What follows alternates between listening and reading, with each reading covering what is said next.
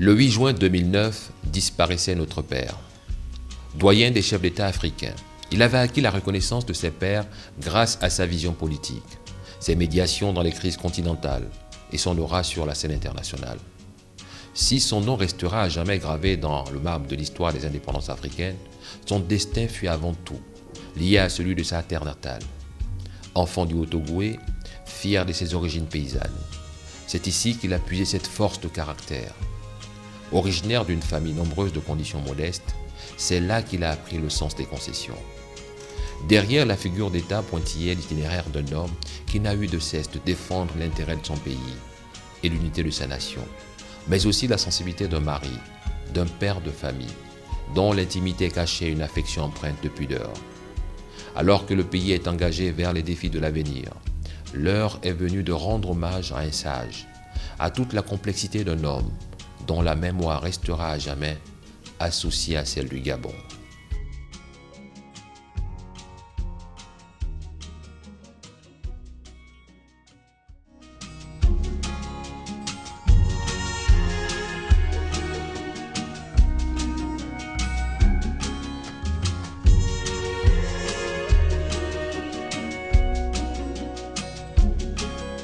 Mon ambition à moi, c'est de faire de ce pays, le Gabon, un grand pays. Un pays où il fait bon vivre. Un pays qui est une sorte de havre de paix.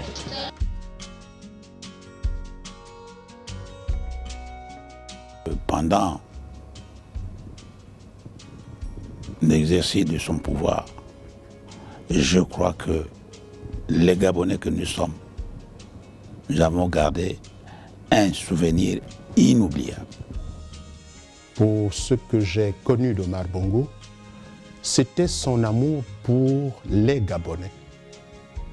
Et nous qui étions ses collaborateurs, nous avons réellement vécu cet amour parce qu'il nous prenait à la limite, c'est un peu prétentieux, mais il nous prenait vraiment pour ses enfants comme des membres de sa famille. En tout cas, c'est ce que j'ai vécu. Je garde le souvenir d'un homme engagé, déterminé, très amoureux de son pays et partant de sa population et qui avait une vision tout à fait particulière pour le développement de son pays, mais aussi pour le développement de l'être humain d'une manière générale. Omar Bongo Ondimba, c'était quelqu'un de connu de tout le monde. Et je ne crois pas que, de par l'univers, des chefs d'État ou des personnalités pouvaient ignorer ce qu'il était. Donc, le 8 juin sera toujours triste pour le Gabon. Quel souvenir je garde de feu président Omar Bongo Ondimba?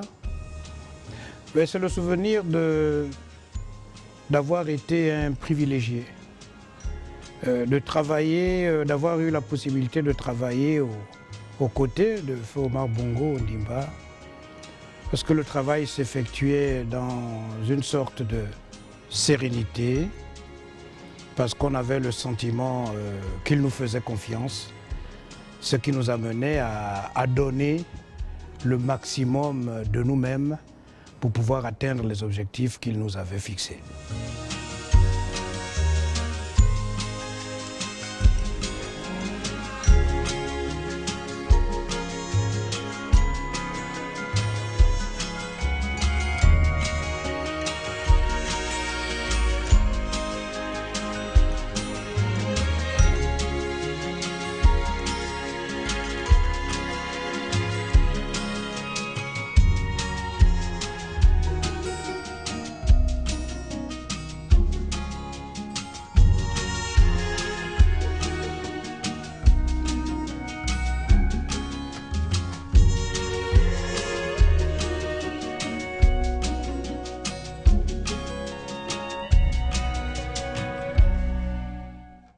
El Hadj Omar Bongo Ondimba était un homme exceptionnel qui a accédé au pouvoir à l'âge de 32 ans.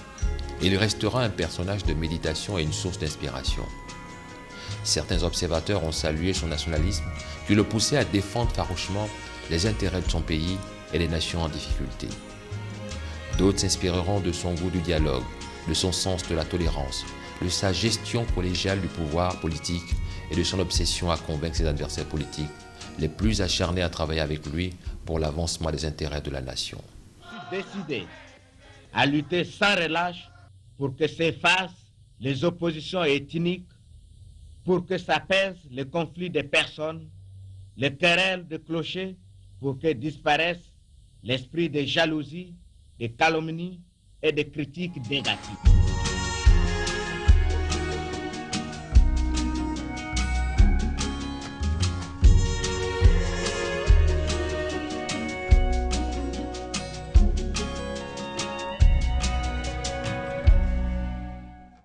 Pour moi, c'est un personnage. Je dirais nanti d'une patience terrible. Il pouvait écouter un compatriote, quel que soit son niveau, pendant plusieurs heures. Donc un homme extrêmement patient et humain. C'était un sage. C'était quelqu'un qui reflétait le respect, qui inspirait le respect. Même des gens comme nous qui sommes enveloppés grands, quand nous étions devant le président Bongo, nous étions des petits. Mais il inspirait le respect, pourquoi? Parce que, comme il avait coutume de le dire, être instruit, ce n'est pas seulement les livres. On peut être très instruit avec les livres. Mais lui, il disait, j'ai été à l'école de la vie. Et je me souviens que même pendant les conseils de ministres, on venait avec notre gros français développé et ceci et cela. Il vous arrêtait, il disait, toi tu veux aller ici, non? Tu veux atteindre ça là? Oui, monsieur le président. Mais pourquoi tu perds tout ce temps à aller? Sois clair, net et précis, comme disait un de ses collaborateurs aussi. Alors je dirais aux générations, aux nouvelles générations qui ne l'ont pas connu, ou celles qui viendront, que c'était, il faut être à l'écoute des gens. Le président Bongo écoutait beaucoup. Il écoutait beaucoup. Et il écoutait tout le monde.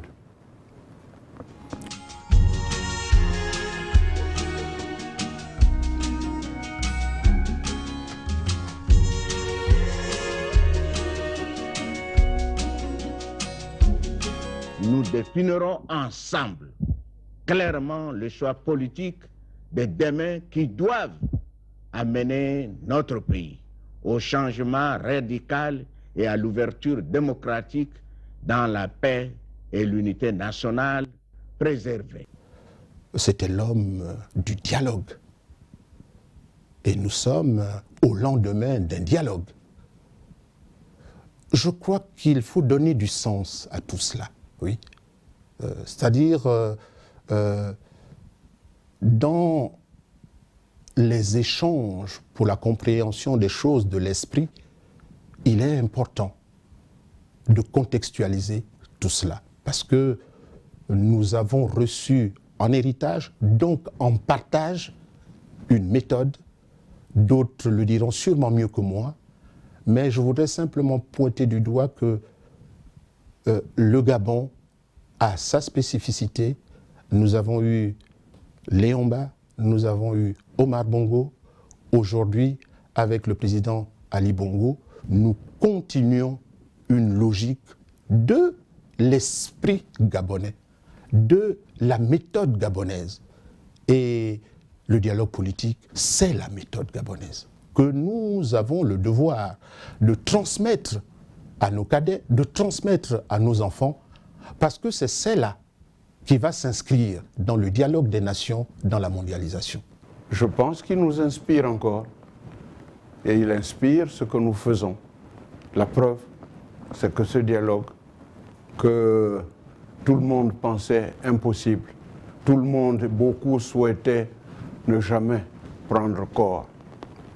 Ce qui a été fait, c'est ça, la technique Bongo. Dialoguer, comme il l'a dit, non pas dans la peur, mais ne pas non plus avoir peur de dialoguer. Nous avons été là-bas et nous sommes partis les uns et les autres avec cette humilité qui veut que le bon sens prévale, mais le bon sens veut aussi qu'on se mette dans la tête ce que disait un grand philosophe. Je sais une chose, c'est que je ne sais rien. À partir du moment où vous avez cette humilité, vous avez le courage, vous avez la joie et l'intérêt d'écouter celui qui est en face.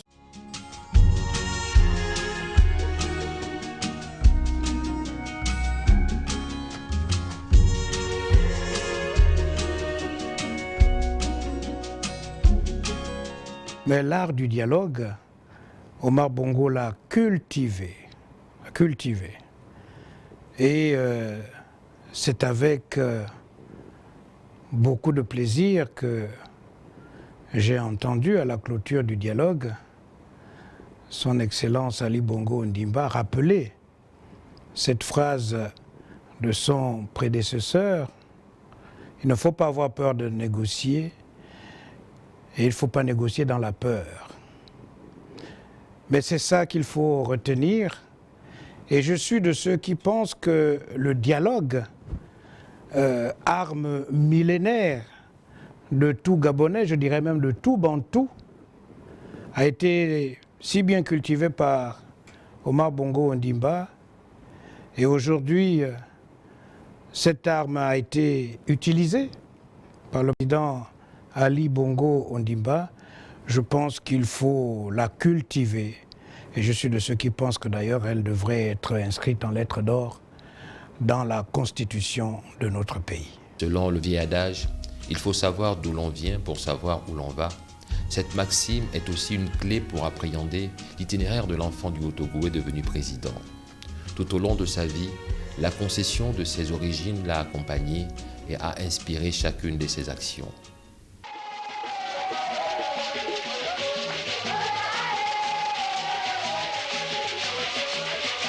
Omar était un chef, mais un grand chef. Il a à la fois hérité la chefferie traditionnelle. Parce que je m'avais vous dit que son oncle maternel était le grand chef de Ngoni, de mon village. Il s'appelait Obey. Et je crois, de lui, Omar a appris beaucoup de choses. S'additionne à cette chefferie traditionnelle, la chefferie des Blancs, quand il s'est mis à travailler avec le feu président Léomba. Oui, donc il était au carrefour de la tradition gabonaise et de la tradition, je dirais, française, pour ne pas dire occidentale. Donc, à ce carrefour-là, il a appris beaucoup de choses. Et il a mis ça en application dans l'exercice de toutes ses fonctions.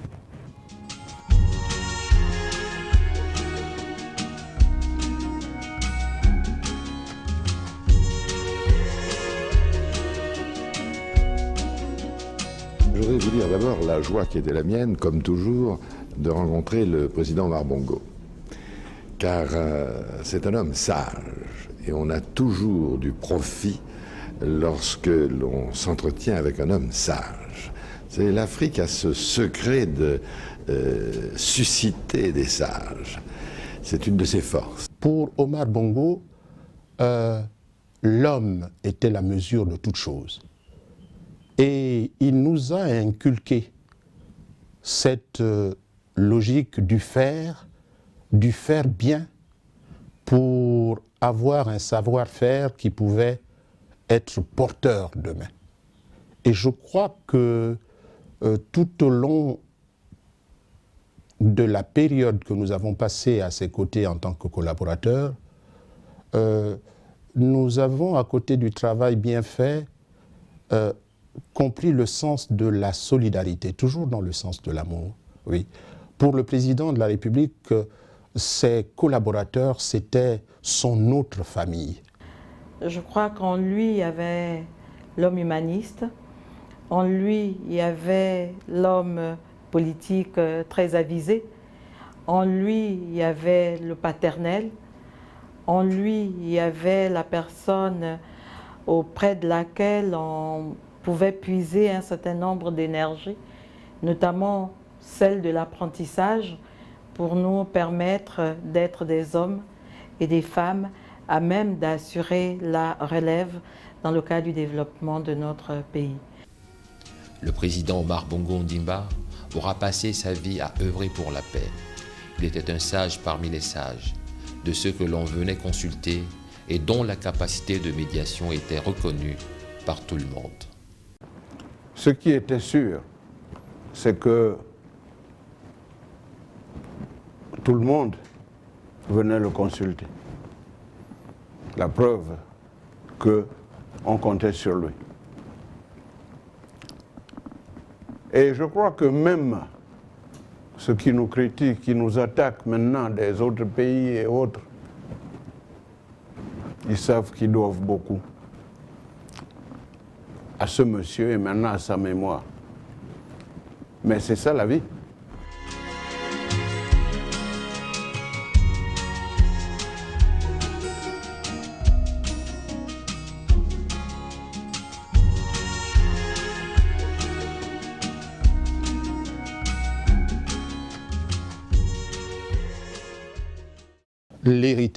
L'héritage d'Omar Bongo. Comment s'installer dans l'évocation d'un homme, du président Omar Bongo, par le souvenir, en lui donnant le sens et en donnant du sens à ce qu'il a fait, pour que celui qui nous écoute ait une lisibilité, une intelligibilité et une compréhension de ce qu'il a fait, donc de ce qu'il nous a légué. Parce que, en réalité, nos témoignages, c'est pour dire que nous sommes les porteurs vivants du souvenir, de la méthode Omar Bongo. En réalité, il n'y a d'héritage que les héritiers. Dans notre manière d'être, dans le sens que nous donnons à notre participation à l'œuvre du vivre ensemble dans la nation gabonaise pour sa construction. C'est le sens que nous donnons, que je donne à ce témoignage pour ce que nous avons vu, ce que nous avons vécu, pour donner du sens à tout cela, pour donner une signification pour les générations futures.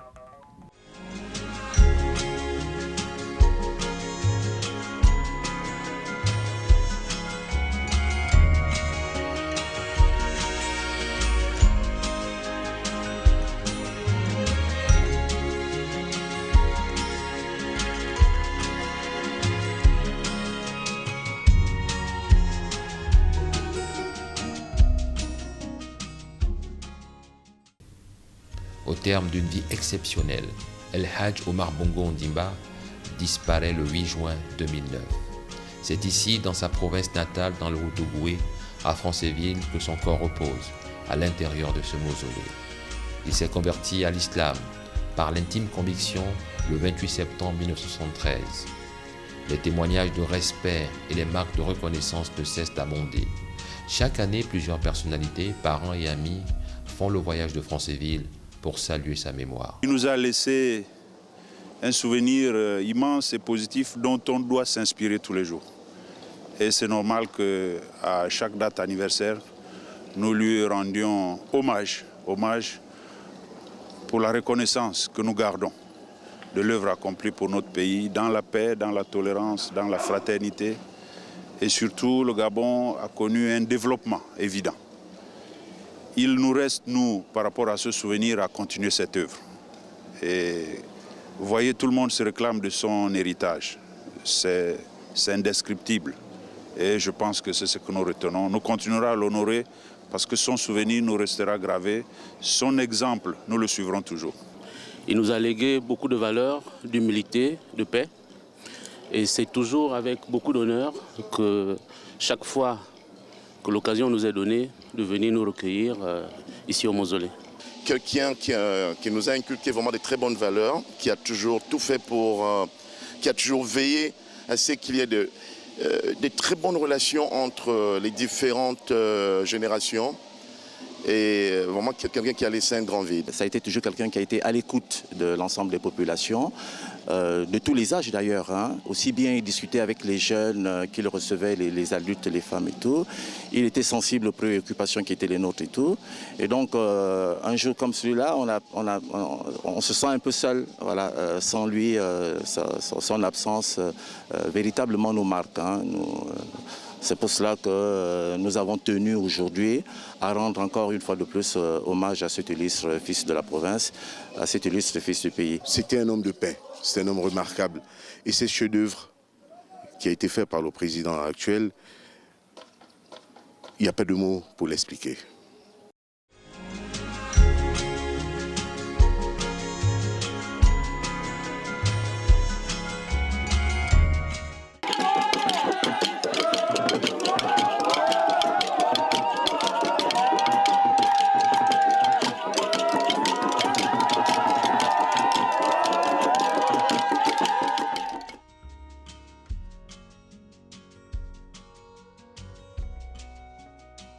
Pendant l'exercice de son pouvoir, je crois que les Gabonais que nous sommes, nous avons gardé un souvenir inoubliable. Pour ce que j'ai connu d'Omar Bongo, c'était son amour pour les Gabonais. Et nous qui étions ses collaborateurs, nous avons réellement vécu cet amour parce qu'il nous prenait à la limite, c'est un peu prétentieux, mais il nous prenait vraiment pour ses enfants comme des membres de sa famille. En tout cas, c'est ce que j'ai vécu. Je garde le souvenir d'un homme engagé, déterminé, très amoureux de son pays et partant de sa population et qui avait une vision tout à fait particulière pour le développement de son pays, mais aussi pour le développement de l'être humain d'une manière générale. Omar Bongo Ondimba, c'était quelqu'un de connu de tout le monde. Et je ne crois pas que, de par l'univers, des chefs d'État ou des personnalités pouvaient ignorer ce qu'il était. Donc, le 8 juin sera toujours triste pour le Gabon. Quel souvenir je garde de feu président Omar Bongo Ondimba? C'est le souvenir d'avoir été un privilégié, de travailler, d'avoir eu la possibilité de travailler aux côtés de feu Omar Bongo Ondimba. Parce que le travail s'effectuait dans une sorte de sérénité, parce qu'on avait le sentiment qu'il nous faisait confiance, ce qui nous a mené à donner le maximum de nous-mêmes pour pouvoir atteindre les objectifs qu'il nous avait fixés. Le 8 juin 2009 disparaissait notre père. Doyen des chefs d'État africains, il avait acquis la reconnaissance de ses pairs grâce à sa vision politique, ses médiations dans les crises continentales et son aura sur la scène internationale. Si son nom restera à jamais gravé dans le marbre de l'histoire des indépendances africaines, son destin fut avant tout lié à celui de sa terre natale. Enfant du Haut-Ogooué, fier de ses origines paysannes, c'est ici qu'il a puisé cette force de caractère. Originaire d'une famille nombreuse de conditions modestes, c'est là qu'il a appris le sens des concessions. Derrière la figure d'État pointillait l'itinéraire d'un homme qui n'a eu de cesse de défendre l'intérêt de son pays et l'unité de sa nation, mais aussi la sensibilité d'un mari, d'un père de famille, dont l'intimité cachait une affection empreinte de pudeur. Alors que le pays est engagé vers les défis de l'avenir, l'heure est venue de rendre hommage à un sage, à toute la complexité d'un homme dont la mémoire restera à jamais associée à celle du Gabon.